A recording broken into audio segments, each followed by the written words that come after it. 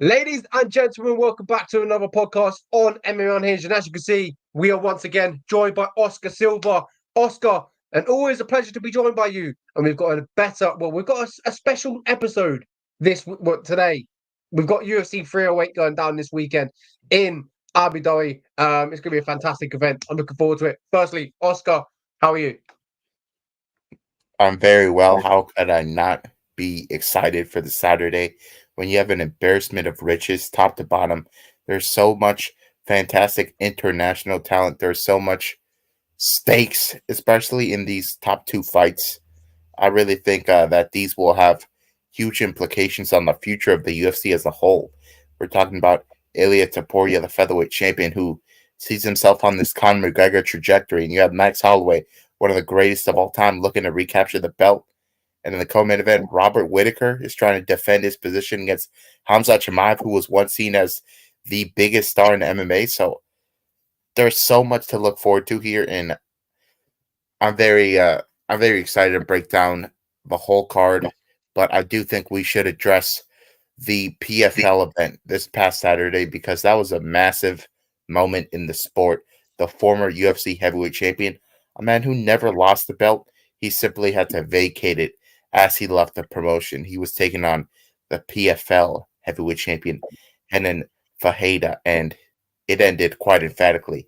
Lenny, what did you make of that moment? Absolutely. It was a feel-good moment for Francis Ngannou. Heading into the fight, as I talked about before we went on air, I felt like it was a tough challenge for Francis. I felt like he might struggle against, the power, how strong Renan Ferreira is, how tall he is, the reach. I can go on all day about how good he looks. But Francis Ngannou on the day looked much better. And I feel like what he showed in this fight, that he might have all this power, all this strength, but at the end of the day, he's probably got one of the best fight IQs in the world as well. He knew what he had to do to win. It was a big one for him. Obviously, losing, his late son, Kobe. This one was a big one for him. He kind of needed this one. Obviously, he hasn't lost in MMA for a while, but then that loss against Anthony Joshua would have stung. It would have hurt. Getting knocked out that bad, there would have been a lot of fire, a lot of hunger from Francis Ngannou, from losing his son, from losing against Anthony Joshua. So technically, I kind of felt bad for Renan Ferreira because he was the man that was going to get all this anger unleashed. And what a brutal finish. I mean, hammer fist coming down. I think Renan Ferreira was out 5 blows before that. It was quite nasty finish. But Francis Ngannou had to do what he had to do. He went in there, and it just makes you wonder what would happen if he was in the UFC and up against Tom Aspinall. I think he looked legit out there. And I can possibly say that he's the first or at least the second heavyweight in the world. I know we've got John Jones out there, but when we see him. Yeah, Francis looked better than ever, and I'm happy to see him use his grappling here because his last two fights he was unable to use that grappling because it was under the Queensberry boxing rules. So he was waiting to go for a takedown finally, and he did it quite easily against Renan Fajeda. A lot of people thought Renan was going to be a massive challenge. I didn't really think so. Francis Ngannou, he was able to out-grapple Saragon very easily, and we already know the power he has in his hands is second to none. So Francis Ngannou, I really hope he continues fighting. There's been some talk of maybe a retirement after this. Maybe he doesn't have it in his heart after losing his son, but whatever he chooses, I'm happy for him. He's already made enough money, more money than your average UFC champion. So this guy can retire happily if he wants to, but if not, I think he steamrolls everybody the PFL puts in front of him. But maybe, just maybe, we can have our boy Turkey from Saudi Arabia. Maybe he can broker a little deal between PFL and UFC. He's got relationships with both, so who knows? Because that guy has a lot of sway in combat sports. Yeah, I completely agree. Another thing that I believe the UFC, the PFL that are looking at is a fight between him and Rico. I'd love to try and pronounce his second name, but Dutch kickboxing champion in glory. Verhoeven. Yeah, that guy. Dutch kickboxing, glory champion. When been in glory for many years, dominated over there. I feel like that could be a great fight. Rico's a fantastic name, big name inside the world of combat sports.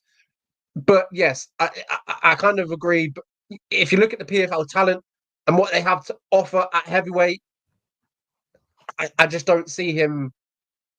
I just don't see him returning against someone like who did. I know Francis Ngannou seemed interested in the fight against who Renan Ferreira last lost to. I forgot what his name was, but I just can't see maybe that fight materializing.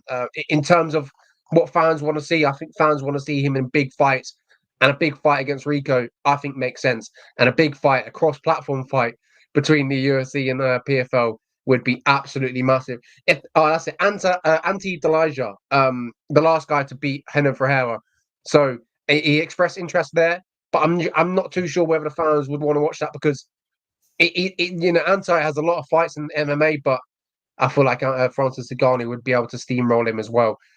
Not much competition inside the PFL and MMA for him at the moment, but we'll see what happens down the line. If there is one man to do it, it is His Excellency Turki Alekshish. Yeah, I'm very fascinated about what Francis Ngannou could do in these last couple of years of his career because he's getting a little up there. He said he only wants to fight like 3 more years. So whatever he does, best of luck to him. The rest of the card was pretty good. That main event was that co-main event was back and forth. Johnny Eblen continues his domination. And I would like to see Eblen in the UFC. But speaking of the UFC, I think we should cover UFC 308. Holloway versus Topuria in its entirety. I say we start off with the main event, which I consider to be the best fight on paper for this whole year. I think it's better than Jones and Miocic. I think it's better than Muhammad and Rakhmonov. I just think that both guys are constantly exciting whenever they're in the octagon. And also you have the mix of the hype on Topuria versus the fan base on Holloway. I just think it's the perfect storm for a 10 out of 10 main event. I'm going to start off with you, Lenny. What is your pick for this one? Do you think Ilia Topuria successfully defends his featherweight title against the blessed one, Max Holloway? I've been going back and forth on this one for weeks, days. Who am I going to pick? It's a tough one. I feel like if you look at Ilia Topuria's last few fights, he's looking great. Obviously, he beat Volkanovski, knocked him out, looked fantastic. Obviously, that was a Volkanovski coming off the Islam Makhachev fight, and I still believe that Volkanovski came back way too early. Could that play the factor in it? Most likely, but he did his job that day. He went in there, he knocked out Volk. Now he takes on Max Holloway, who I feel like Max Holloway is there to be hit. I feel like we've seen that in his last few, even throughout his career. He's there to be hit, but he's also there to take one, to give one. Max Holloway, will grind on you. He'll put the pressure on you, and it'll be the late rounds where he will start to take over. And I believe we haven't seen Ilia Topuria pushed because he's gone in there and just dominated mostly everyone. And I feel like this is the fight where we find out what Ilia Topuria is all about. And Max Holloway will take him to a 4th and the 5th round. And that's where I see Max Holloway taking over the 4th and the 5th round. I predict a late stoppage, and that's in the way of Max Holloway. Wow, that would be a huge moment. Max Holloway is typically a decision guy more often than not, but he does have a ton of finishes on his record. Ilia Topuria, obviously undefeated. He's faced some adversity in the past, particularly against Jai Herbert, a fight that was at 155. You interviewed Jai Herbert before that fight. That was an insane fight in which Herbert landed a big high kick that was able to drop Topuria. And Max Holloway himself, he's not exactly a small featherweight. His last fight was at 155 against former interim champion Justin Gaethje, a fight in which he got the knockout in the last second of the fight. So Max Holloway, he does have the ability to finish the fight if need be, but at the end of the day, he's going to have to play this fight quite smart, if you ask me.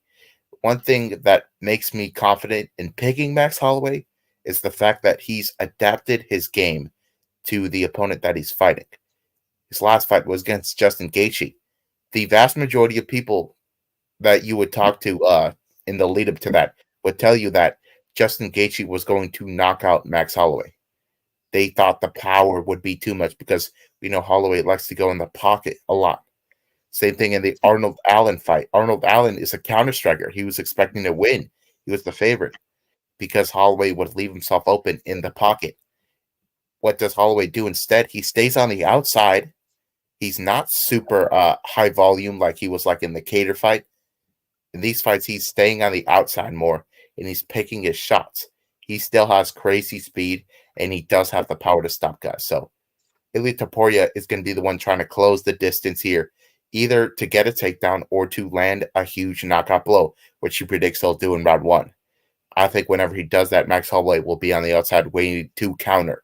So I think Max Holloway will have the higher volume throughout the 5 rounds, and Ilia Topuria will be dependent on the power shots that I know he will land some, but I don't think he'll land enough.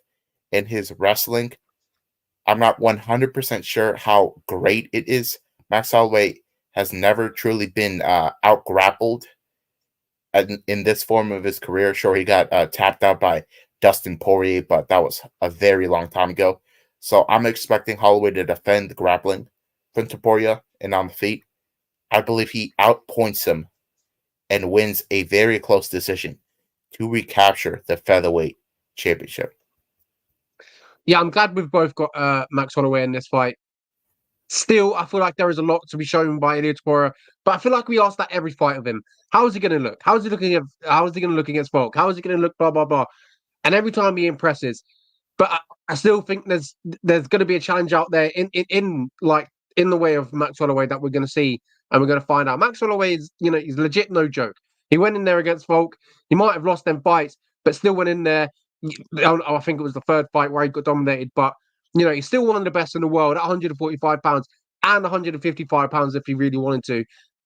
I truly believe Max Holloway gets the 145 pound belt back this weekend. Ilia Topuria, 15-0, knocking everyone out. Do you think there's maybe a sense of as well? Maybe Ilia Topuria is believing into his. We know he's got power. We know he's got power. He's put a lot of people lights out. But do you think there's a sense of maybe he could believe into that a little bit too much? I do believe that because his last fight was against Alexander Volkanovski. Alexander Volkanovski got knocked out in October. He turns around in 4 months.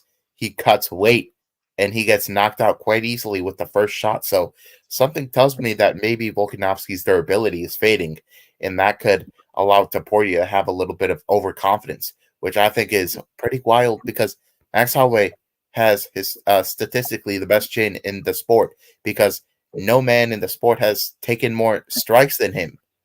And he's not even gotten officially dropped.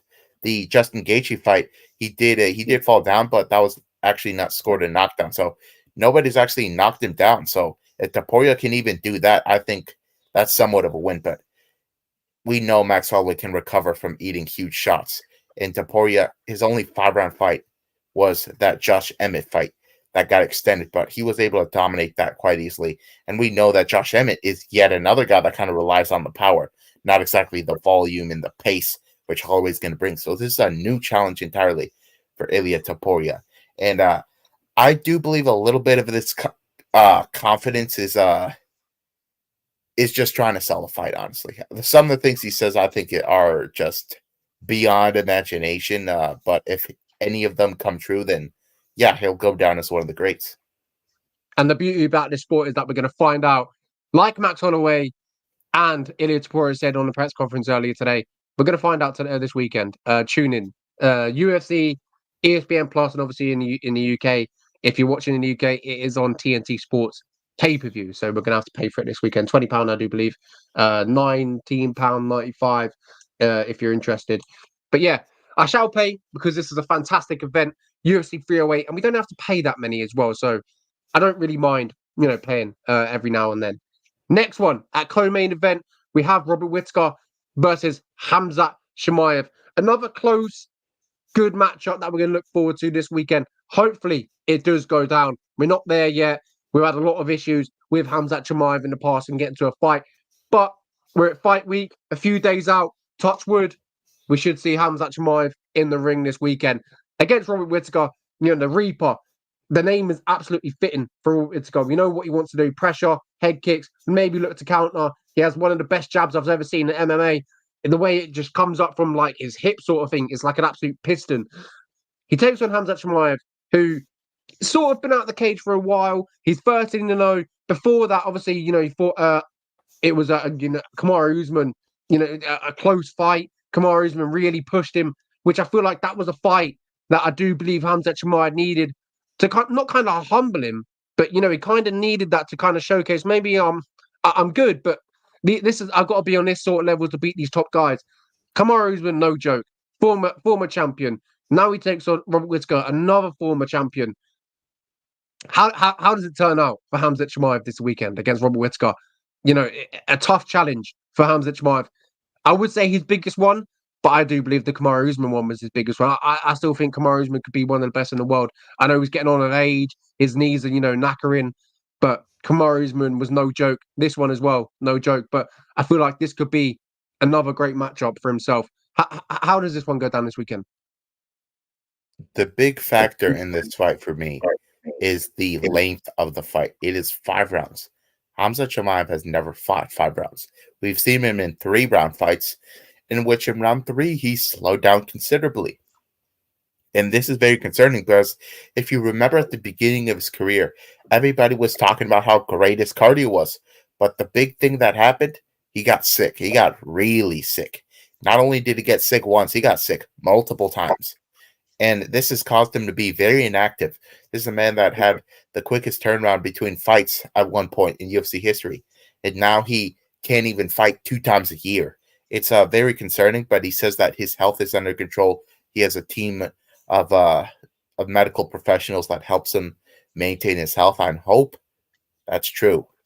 But at the end of the day, we're still seeing him fight at an unsustainable pace in these fights. He's hoping that he can finish everybody, but Robert Whittaker is not an easy guy to finish. Sure, we did get him.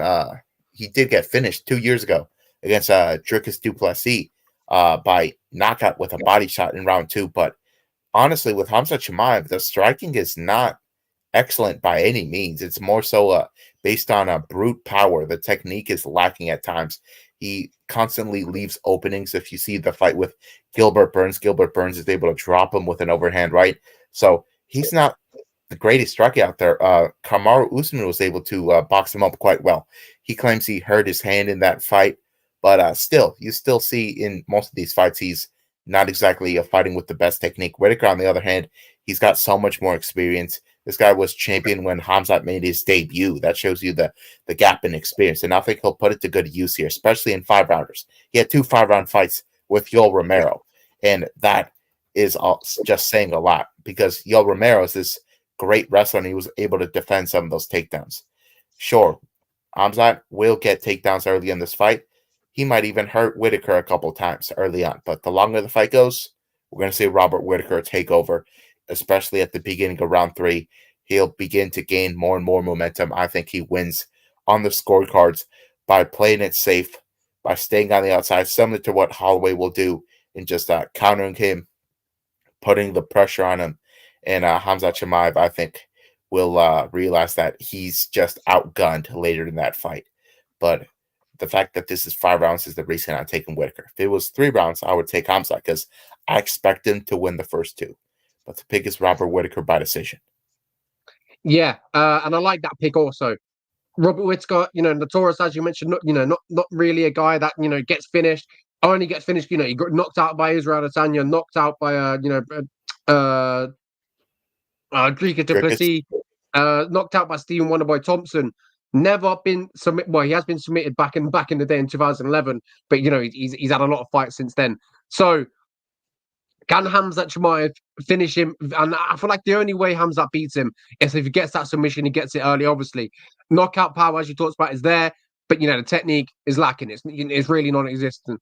Can Rob Whittaker survive the early wrestling exchanges? Yes, I think he keeps himself out of trouble. And as you mentioned there, when it gets to the 3rd, the 4th, or the 5th round, that's when Robert Whittaker will take over. We always talk about Robert Whittaker's, his boxing, but he can also, I believe, he can also mix up in the wrestling. Against Khamzat Chimaev, he probably won't be offensively, greater than Khamzat Chimaev, but I think he'll have enough to be able to defend and get himself out of trouble, and get the fight back to where he wants it, and that's at range. Staying away, using his oblique kicks, using his body kicks, and being able to just pick away at Hamzat Chimaev and not letting them get close. And that's what I think Rob Whittaker will do in them first 2 rounds, as you mentioned. And I believe that also the third, the fourth, the fifth is where we'll see Rob Whittaker get a little bit closer, put a little bit more pressure on, and slowly wear down Hamzat Chimaev and sort of just break him in that fourth and the fifth round. And as you mentioned, maybe we'll see Hamzat Chimaev realizing the fourth or the fifth round on the stool, defeated, and maybe not realizing maybe he's not as good as he thought. Yeah, and if you listen to him at the press conference earlier today, he said that he was hoping to get a finish, and that's how he always fights. And if you're not planning for a long fight, you're gonna suffer when it becomes a long fight. So, very intriguing fight, and we obviously expect the winner of this to get a title shot against the winner of Dricus du Plessis and Sean Strickland, probably in February. That fight goes down, and we see the winner take on the winner of Whittaker and Chimaev.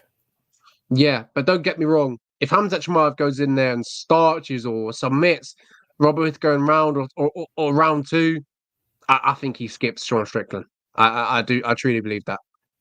Wow, that would be really something. Sean Strickland would go on a rampage if that were to happen.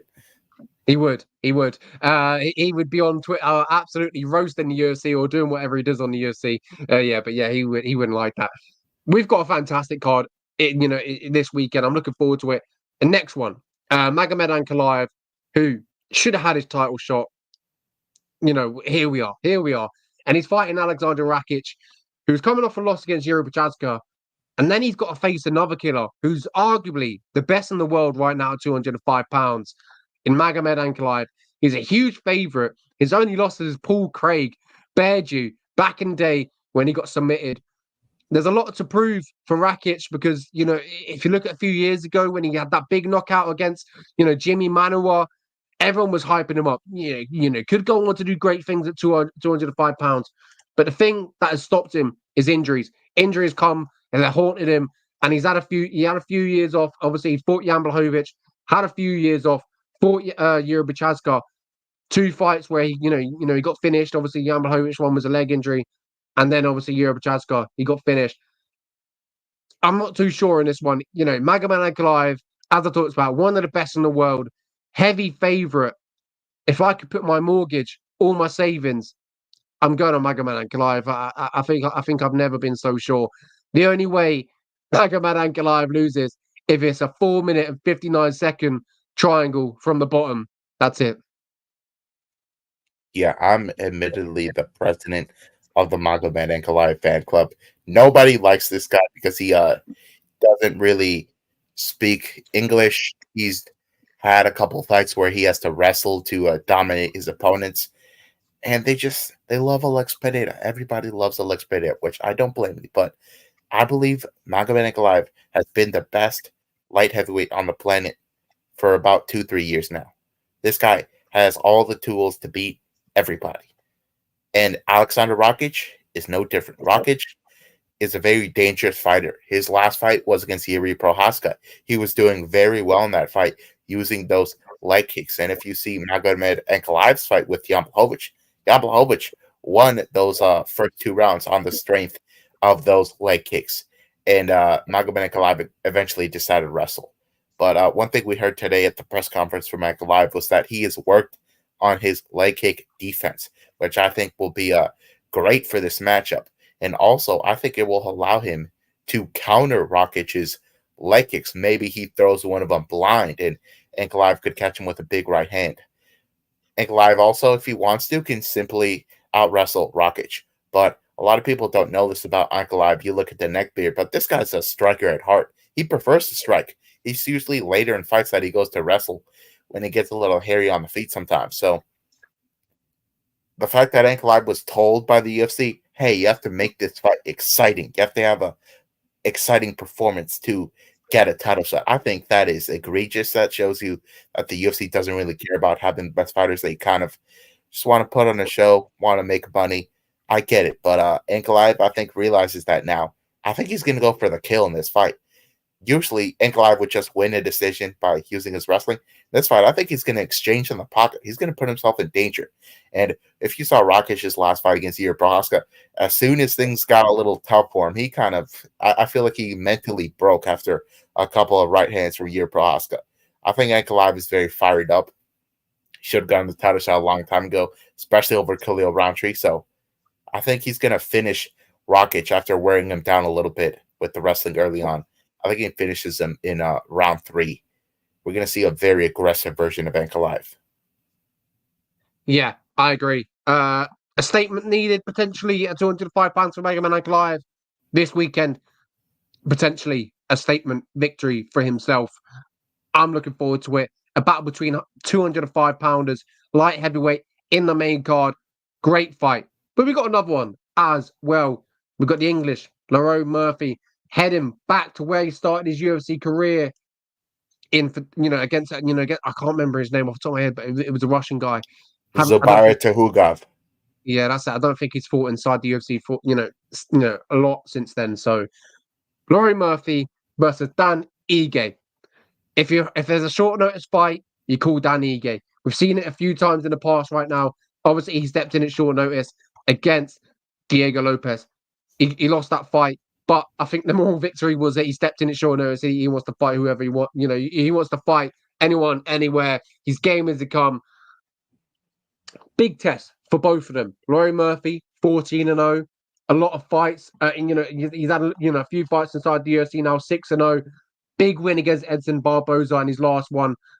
This one will have to be even bigger. I feel like if he gets this one, he wins this one, then he's got a shot at a top 5 opponent. He beats Dan Ige.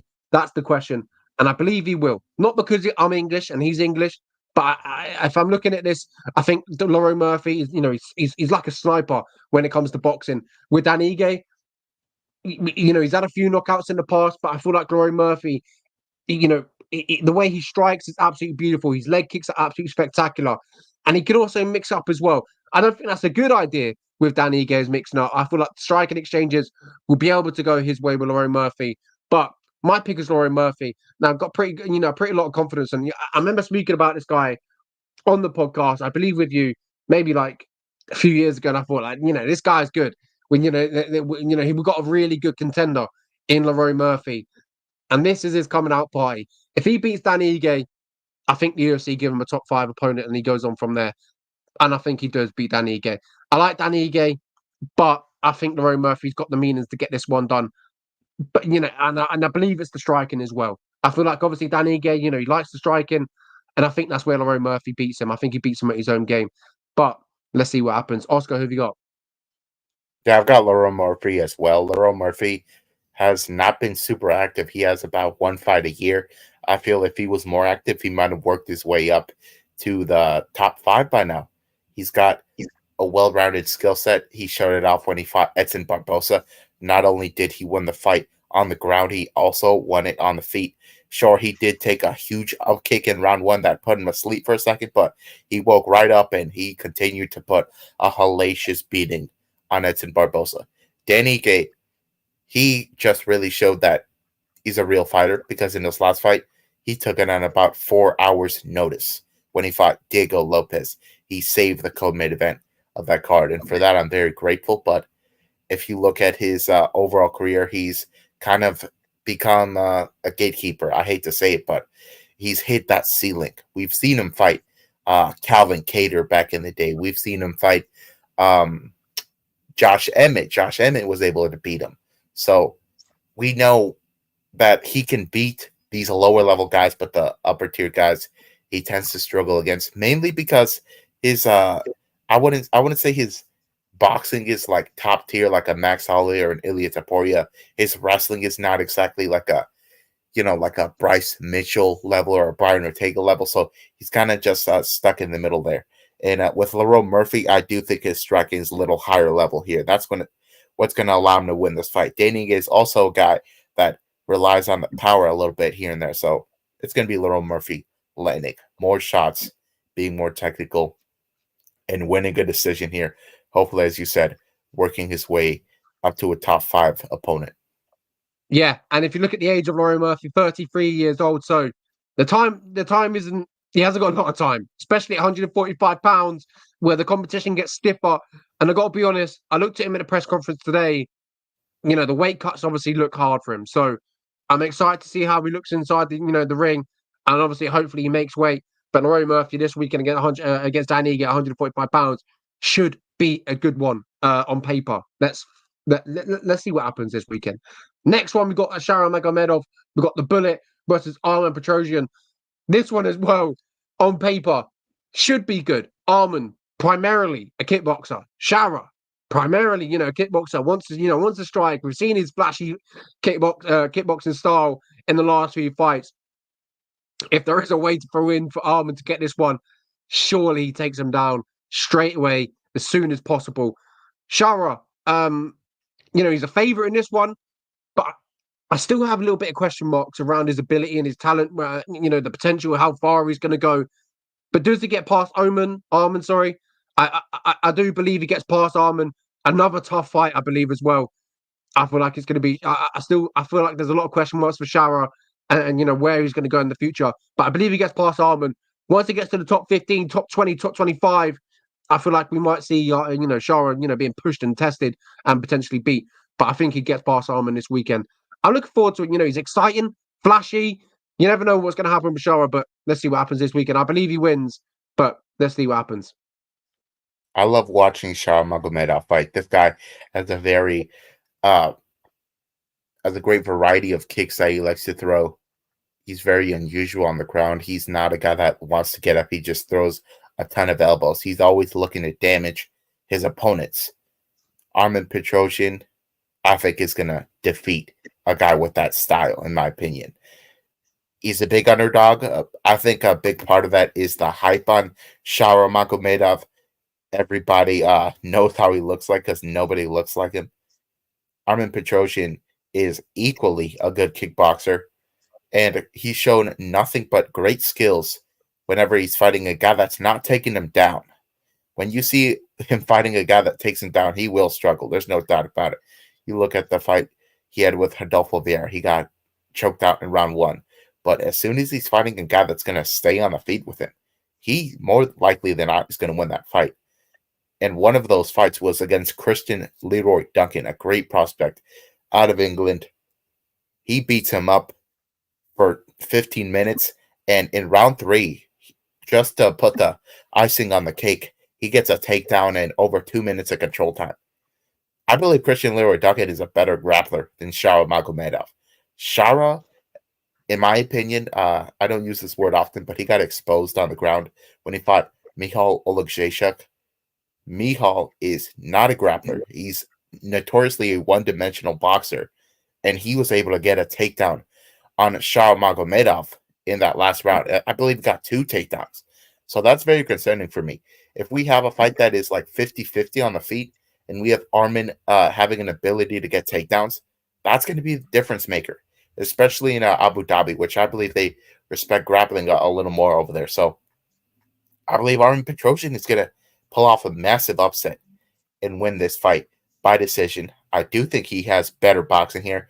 Shara loves to throw just tons of kicks. If he can counter the kicks, Arman, I think, is going to win the decision and shock a lot of people. Yeah, we're going to find out this weekend how Shara Magomedov gets on. The Bullet for a reason. Let's see how he finds out and how he gets on. Basically, yeah, he's got flashy kicks. He's got powerful kicks. Let's see if he could maybe potentially put away Arman Petrosian, because if it goes 2-3 rounds, I think Arman could definitely take over as well. So yeah, I'm going to go with Shara. I think he gets past Arman, but later down the line, I think he definitely struggles against whoever. Next one, we've got a battle between 205ers, Ibo Aslan versus Rafael Card. Yeah, that one. A hard one to pronounce for me, that one. But yeah, we've got Ibo versus Rafael. Ibo, I believe he came off the Contender Series, or was it the road to the UFC? I believe it was, maybe. Or was it Contender Series? Yeah, Contender Series. Yeah. You got a big knockout against Paulo Renato Jr., made his UFC debut, another knockout. Now he takes on a Brazilian who's 11-0. And that knockout, his last time out, I remember it now, was like a rematch from like 2020. They fought Anton Talaji, beat him, rear naked choke, and then he come back and he won. I remember that. Now 11-0, he takes on the guy who's 11-0, got signed straight to the UFC. Obviously, he had a few contender fight series. They all fell through. Now he's inside the UFC. He takes an Ibo. Who have you got in this one? A battle between 205 pounders. Rafael, 34 years old, so time definitely not on his side. Ibo, 13-1 from Turkey, looking to get this job done. He's 28 years old, more fresher. Who have you got? This appears to be a showcase fight for Ibo Aslan.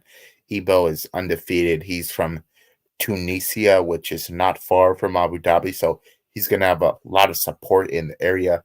Rafael Cerqueira, he didn't even fight on Contender Series. I'm not sure why he's in the UFC outside of that undefeated record, but those opponents were not high level. That's why he was able to steamroll him round one. I can kind of say the same thing for Ibo Aslan, but we saw him fight the Turkish delight, I believe his name was Anton Turkali, the Pleasure Man. The Pleasure Man was his name. And he was able to knock him out in round 3. That was actually a rematch that Ibo lost the first time around because he gassed out and got choked out. So it showed that Ibo's cardio has gotten a little bit better. He's a little more patient. And the fact that he got humbled by that loss early in his career, I think is kind of an advantage here. You have Rafael being a little more ignorant, being a little more, offensively minded. I think that in round 2, we're going to see Ibo overwhelm him and get a second round knockout over the, I would say we're going to see Rafael be a little overexcited here, and it's going to make him slow down and get finished. Yeah, a good one for Ibo, as you've been mentioning. Let's see how he gets on this weekend against, obviously, Rafael, the guy you mentioned there. Next one, Jeff Neal versus Rafael dos Anjos. Rafael dos Anjos has been inside the UFC for a ridiculous amount of time. 32-16 in his pro career, but 21-14 inside the UFC. 2 losses that he has suffered recently against Vicente Luque, Mateusz Gamrot. He's bouncing up and down between welterweight and lightweight. He can't make his mind up because obviously he goes down to lightweight and he fights these killers. Mateusz Gamrot, he lost against Vicente Luque. He lost that one. That was a main event. He takes on Jeff Neal, and I feel like I've got to pick Jeff Neal because I think the age. If you look at Rafael dos Anjos, give me this fight 5 years ago, and obviously Jeff Neal where he is now, I'd pick RDA all day long. But time and age, it's going to catch up with you. He's 40 years old. I think the smart and the logical pick is RDA. I think Jeff Neal wins. I'm not too sure how. I'd probably even go with a decision. I know it's called Hand of Steel, but the last thing I'd like to see is Rafael dos Anjos out cold on the canvas. Yeah, but you said it best. Rafael dos Anjos is a guy that has always been just not that good at 155 in this later stage of his career. He can't exactly beat the top tier guys like Habib, Tony Ferguson. All those guys were able to beat him, so he went up to 170 where he doesn't have to cut all that weight. And then he's outsized there, so he's always been in this tough spot. But he still gets tons of wins because he's a great grappler and he's a great striker. One win I feel he should get more credit for is his Renato Moicano win.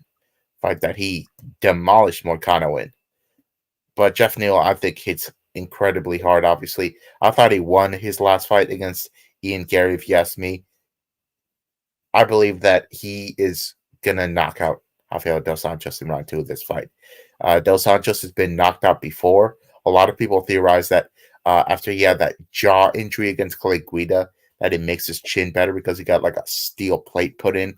Who knows about that? But I think Jeff Neal is just a much bigger man in there. I think his physicality is going to go a long way. And he's going to knock out Dos Anjos, who will be attempting to wrestle here because I just don't see him doing too well on the feet here against a guy with a big power advantage in Jeff Neal. Yeah, agree. I'd not like to see Rafael RDA knocked out on the canvas. That would that would be terrible to see. A legend in the sport potentially would have to talk to himself and potentially walk away from our sport if he loses this weekend. Potentially, we could even see that as well after the fight. RDA laid down his gloves.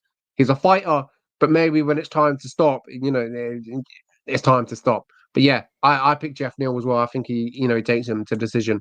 Next one, this one for me as well. It's going to be an absolutely fantastic one to try and pronounce. We got Uruguay. That's what we're going for. We're going for his second name. Uruguay versus Mateusz Rebecki. This is phenomenal. 13-1. Uruguay obviously 2-0 inside the UFC. Rebecki is 3-1 inside the UFC. Oscar, I'm throwing this one straight over to you. Are you going with Uruguay? He's fresher, he's younger, 26 years old, or are you going with the Polish? Are you going with Rebecki, who's 32? I really like Myktabek Orlopai. This guy is a 10 out of 10 everywhere.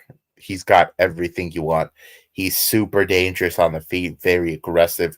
He's got power. His last fight was against Elvis Brenner. Elvis Brenner was this unstoppable force.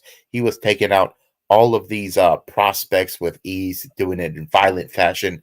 And Myktabek Orlopai comes in there with his superior wrestling, with his punching power, and he just demolished him.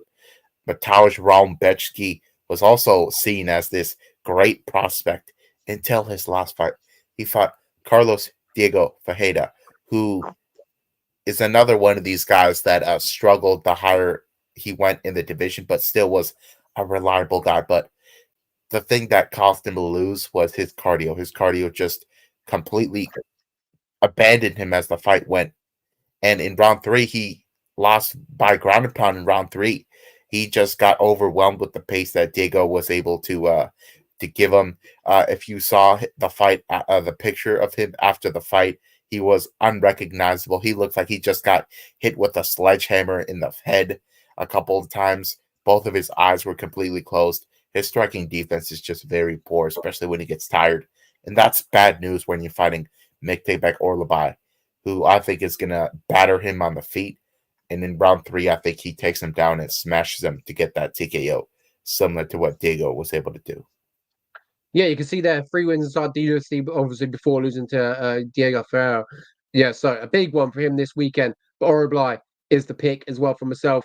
Looking forward to how he gets on this weekend. We got this card is absolutely stacked from top to bottom. So make sure you tune in this weekend from the first fight, because trust me, you don't want to miss this man, Chris Barnett. He's entertaining as ever. But anyway, we'll get to him shortly. Next one, Abus Magomedov versus Bruno Ferreira.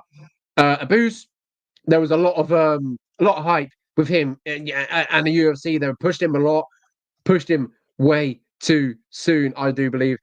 He fought inside the UFC once against Dustin Stolfus. Obviously, front kick, knocked the guy out clean. It was fantastic. Then they gave him Sean Strickland. Sean Strickland absolutely dominated him within 2 rounds. Then they gave him Caio Borralho. Exact same thing. Then he beats Wally Alvarez in his next bout. Now he's got Bruno Ferreira, a bit of a prospect, 12-1 in his career thus far. Obviously, inside the UFC, he's 3-1. He's only lost to Nursultan Ruzaboyev, I'd like to pronounce him. And that's where he got knocked out. Oscar, this one, Abus, came inside the UFC. He was pushed heavily by the UFC. And now he takes on Bruno, who's, a little bit younger, 12-1 inside the UFC. The age isn't a massive factor. Abus, according to Sapology, a little bit of a slight favourite. If I had to pick, I'm going with Abus a little bit. I remember his UFC debut. He came in against Dustin Stolfus, and he absolutely knocked the guy clean out. It was a fantastic finish. Can he do that again this weekend? I think he's going to look great out there because he learned his lesson when he fought Sean Strickland. Sean Strickland lost round 1 because Abus Magomedov threw like 47 kicks in that fight. His cardio completely failed in round 2. He just toppled over. Strickland put the pressure on him. Bruno Ferreira, I'm not sure about his durability. You saw that Nursultan Ruzaboyev fight. Nursultan is a welterweight as we speak, and he knocked him out fairly easily, like in 2 minutes. So that's pretty concerning, but he's an absolute monster. He knocked out Gregory Robocop Rodriguez in his debut. He has the power to knock out most guys in this division, and that spinning back elbow against Dustin Stolfus was absolutely nasty, but I'm not sure he can land that on Abus. I would say Abus has more technical striking. It's all about how long the cardio holds up. But one thing he was able to do in his last fight was use his wrestling, and he didn't look too tired at the end of the fight. So if he can dominate with his wrestling, I think he's not going to tire out. So I'm going to pick Abus to use that wrestling, and on the feet, he'll be the one doing more damage. So I'll take Abus by decision. Yeah, I've also got Abus. I'm looking forward to it. Obviously, both have familiar opponents in Dustin Stolfus. Both put Dustin Stolfus away in emphatic fashion. Next one, we got a heavyweight showdown between Kennedy Nchukwu. It's good to see him at heavyweight. You know, he was a massive 205. He's 6'5". At heavyweight, if he puts up the, puts on the right tools, and obviously the right muscle, I feel like he could be a lot of a danger. And it's good to see a fresh face. He's at heavyweight. He's 32 as well. So in terms of the heavyweight game, quite a young fellow. And he takes on Chris Barnett, who's 38 years old, a massive underdog. And if you're looking at the stylistic matchup, I think he's got to be a massive underdog. Kennedy Nchukwu, 6'5", as I mentioned. Chris Barnett, 5'9". It is absolutely ridiculous. The reach advantage is massive in Kennedy's favor. I feel like we could see Chris Barnett put away early and easily. I think that reach advantage and being able for Chris Barnett to try and get inside and land anything significant, I don't see it happening. And that's unfortunate for me to say because I think Chris Barnett, as a personality, is a fantastic character. So don't get me wrong. If he got it done this weekend, it would be phenomenal. But I think Kennedy has all the tricks to get this one done this weekend. I think he's too tall, potentially too strong, too lean, will be too athletic. I think he chips away, and I think he gets a second or a first round knockout. I think he puts away Chris Barnett quite easily as well. If you look at Barnett, who's lost to, he has 8 losses in his career. Some losses in his career are really, really not that great. So Chris Barnett, I think he's going to get put away pretty easily this weekend against Kennedy Nchukwu. Yeah, it's kind of a shame that Chris Barnett was not in the UFC earlier because, for being honest, he's not the best fighter in the world, but he does put on a show, and I feel like the UFC could have gotten more out of him if they got him a little early on in his career, but they got him right at the end, if you ask me. This guy has been unable to get into the octagon because of a myriad of injuries, and he was supposed to fight, I believe, 2 weeks ago, but his house got hit with a hurricane, so he had to attend to that. So yeah, it's been a very tough situation for Chris Barnett. Kennedy, on the other hand, he's had a lot of tough losses in his career, but if you look at him in his best moments, he does look very promising. He can use that size to his advantage. He has a great coach in Saif Saud, who's been really guiding this guy through the UFC, but there's just been some fights where he is completely outmatched in terms of power. That's when he suffers here. But with Chris Barnett, it's going to be very hard for him to reach Kennedy. This is an 8-inch height difference that we're talking about here. This is almost a freak show fight. So we're going to see Kennedy just dominate Chris Barnett with that reach out there. And I think he finishes him in round 2. If I was Kennedy, I would be using those elbows and knees all day because Chris Barnett is not going to be able to reach him in time to counter anything. So yeah, I hate to say it, but Chris Barnett is going to get finished quite brutally here. I hope they match him up with a more favorable guy next time. Yeah, flying knee down the middle from Kennedy Nchukwu wouldn't be a bad shout, especially early on. Catch him early, catch him fresh, catch him cold. Would not mind that. But yeah, both pick Kennedy Nchukwu. Next one at 135 pounds, we've got Fahid Basharat versus Victor Hugo. Fahid Basharat 12-0 versus Victor Hugo, who's 25-4. The Brazilian, he's had a lot of fights outside the UFC. Obviously, he came on the extended series. He won that by knee bar, and then obviously his first fight in the UFC, he won that too. If you look at his career, a lot of wins. His only, his last loss comes to in 2014. Since then, went on to pretty much beat everyone, finish everyone as well. A lot of finishes. Let's see how he gets on this weekend against Fahid Basharat. And if you're a fan of the show, every time I talk about any Basharat, Javid or Fahid, they're both great. I love them both. I think they're both fantastic. And I think ferocious Fahid gets the job done this weekend. He's a heavy favourite according to Tapology, and I believe that as well. I think he gets the job done this weekend. From what I've seen from him inside the UFC so far, he's currently 3-0. That win against Taylor Lapidus in the last fight, I think, is a fantastic win and could age well.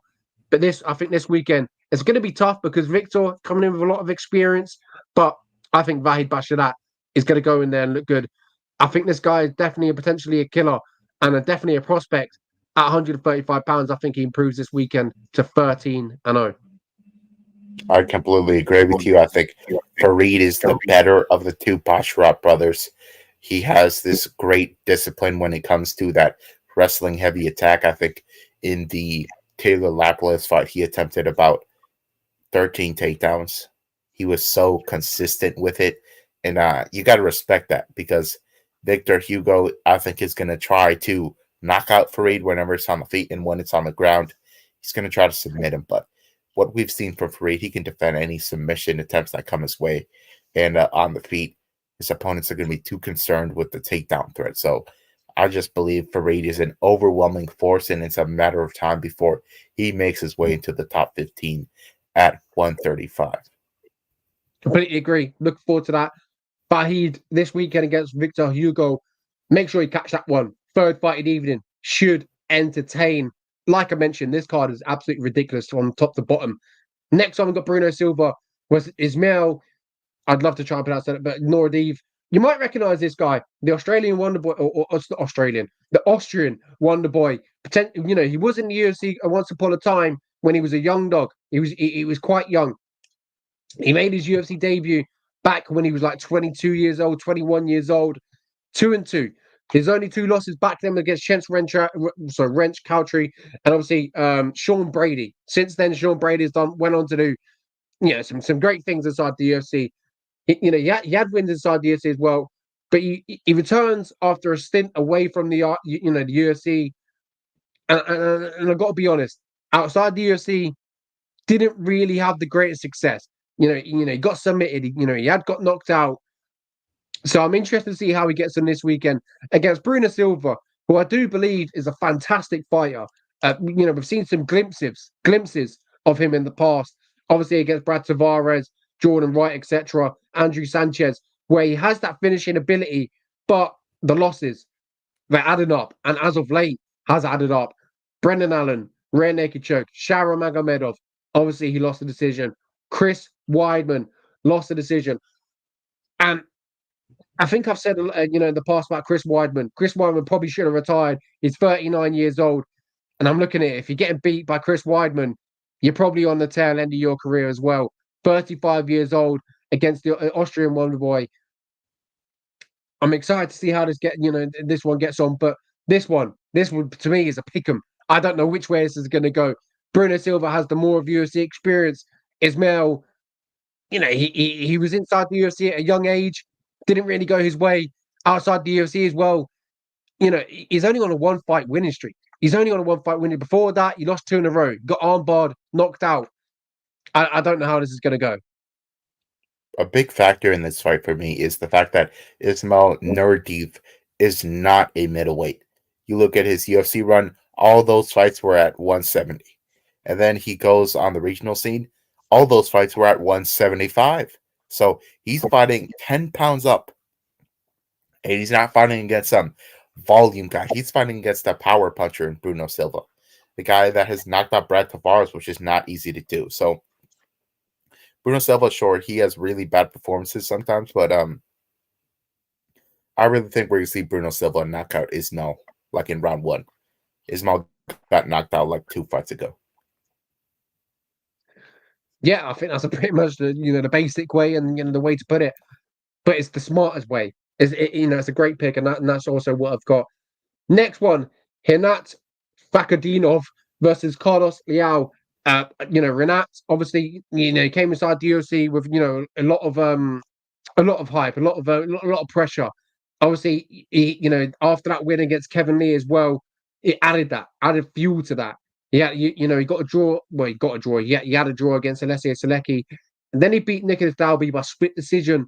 I feel like a lot of people thought maybe he's not as good as we thought, and now we take on Carlos Leal, who I believe he's coming off the LFA, fought PFL as well.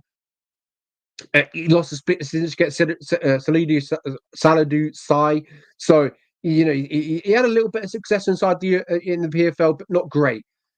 Now he looks to get inside the UFC And I believe there was a lot of people calling for this shot. A lot of people saying, get Carlos Leal inside the UFC. You come off a great win, LFA, but it's a big jump. Even from the PFL to the UFC, that is still a massive jump. It's absolutely ridiculous jump. How does Carlos Leal get on his UFC debut against a guy who Renat Fakhretdinov, who he's fought inside the UFC, and I got to be honest, he's had good success, but after his last fight, still a little bit of question marks as well. Yeah, Carlos Leal is a great striker. There's no doubt about it. He only really lost to Sadabusi. But Renat Fakhretdinov is a very proven takedown artist. He looks great out there in the wrestling, but the cardio has not looked great at times. If you look at the draw he had with Eliseo Zaleski dos Santos, that was a tough look, but he bounced back pretty well in his fight after that. So honestly, I just don't see a world where Carlos Leal knocks him out. And I believe that's his path to victory here. But yeah, Renat Fakhretdinov is just going to be too much with that constant wrestling pressure. I don't see him getting a submission. If you see the Brian Battle fight, I think he had like over 14 minutes of control time in that fight. Never got close to a submission. He's a little more of a lay and pray guy, which can be problematic if he's fighting a guy that does more damage on the feet. But I believe he's going to be so dominant here that it's not going to matter. Carlos Leal never fought like a truly top tier wrestler like Renat in there. His best, I would say, like the toughest guy he fought in that department was Ray Cooper III. But Ray Cooper III, honestly, he kind of fell off a little bit in his later years, and that's when Carlos Leal beat him. So the pick is going to be Renat Fakhretdinov, Renat by decision. Carlos Leal, though, I do believe he's UFC level. He's not one of these guys that was like a complete failure in PFL by any means. As I said, he only lost to like the champion. So he is UFC caliber. Would not shock me to see him get a couple wins in the UFC. Yeah, his only two losses inside the PFL was to Sadabusi. So that speaks volumes. Sadabusi, won the championship a few times. So no shame in them losses. That's UFC 308. That's going down this weekend. Great card for the fans over there. They're going to enjoy that from top to bottom. Absolutely stacked in it, Oscar. How can you not love this card if you're a real UFC fan? You have stars. You have wars. There's so much to love here. What's your pick for fight of the night? Great question. If we're looking through this, some fantastic fights stylistically, I'm going to ignore the main event and co-main event. I feel like them could be, very safe. I like Laurie Murphy, Dan Ige, Sharon Arman. I feel like could produce, but for me, I would love to see. I think Fahid Basharat and Victor Hugo that could also produce. But for me, I'm going to go Jeff Neal RDA. RDA, this could entertain. If RDA don't get finished, I feel like we're going to see RDA, go to the third round. It could be a bit of a dog fight. This one for me is going to be fantastic. If Jeff Neal puts him out in the first few rounds, then I'm going to eat my words. But I'm hoping RDA not, just survives that first and second round. And I feel like we're going to see a bit of a crazy fight. I feel like RDA won't give up on himself. He's a veteran. I feel like he's always going to believe in himself and get he can always get the victory. And I feel like that's what we're going to see. I feel like we're going to see a bit of a dogfight this weekend between Jeff Neal and RDA. Who have you got? Yeah, I'm for sure have the main event for fight of the night, but that feels kind of like a lazy pick. So a fight that I believe will be spectacular will be Sharo Magomedov and Armen Petrosyan. Armen Petrosyan obviously will look to grapple here and there, but whenever it's on the feet, I believe these guys are going to be just throwing these knockout shots, and we could see a knockdown here or there. So watch out for that one. Both guys are very credentialed kickboxers, and both guys are very nasty whenever it's in the pocket. So I really like that fight. That's an excellently made fight. Danny Lerone Murphy, that one too. Both guys want that bonus money. Danny's nickname is 50K, so he's always hunting for that. So fantastic card. This is going to have massive bearings on the future of the UFC, as I said at the beginning of the episode, because Ilia Topuria, if he wins, he's going to be on a crazy trajectory for stardom. His next fight will probably be in Spain. And if Hamzat wins, Hamzat legit could be the next middleweight great. So I'd really love this card. Also, Ankalaev as well. I believe he's the best in the world. If he were to win that fight, he could get himself a title shot and continue that rise to the belt. Yeah, if Magomed Ankalaev wins this weekend, there is no doubt he deserves that shot against Alex Pereira next. But let's find out. You never know what happens in this MMA game. He got beat once by a last-minute buzzer beater submission. Could it happen again? Probably not. But he's going to look good this weekend against Magomed Ankalaev. Let's see what happens. He deserves a shot a few fights to go, and let's see what happens eventually down the line. But when he eventually faces Alex Pereira, there will be no denying him, I believe, after this weekend. But yeah, that's pretty much it, Oscar. It's always great to chat with you. Another episode in the books. We've got a big weekend for UFC this weekend. Make sure you're tuning in wherever you are. If you're in America, ESPN Plus or pay-per-view. If you're in the UK, I was about to say BT Sport, TNT Sport pay-per-view. £19, £95, but £19, £95, £19 and 95p. So make sure you watch it, you pay for it, because you're gonna want to earn you're gonna want to watch it, and you don't want no dodgy steering, because it might cut out during the main event, might cut out the first fight, and you're trying to refresh it. So don't do that. Buy it, save the time, and just watch it. It's gonna be a great fight. Oscar, always a pleasure to be joined by you. Let's send them all the way, and we'll catch him again next week. And always a pleasure. Oscar, let's do this. Let's send him away. Enjoy the fights, guys. There we go. Catch you all next week. Thank you very much. A goodbye from me, Lenny March, and a goodbye from Oscar. Thank you very much. Goodbye.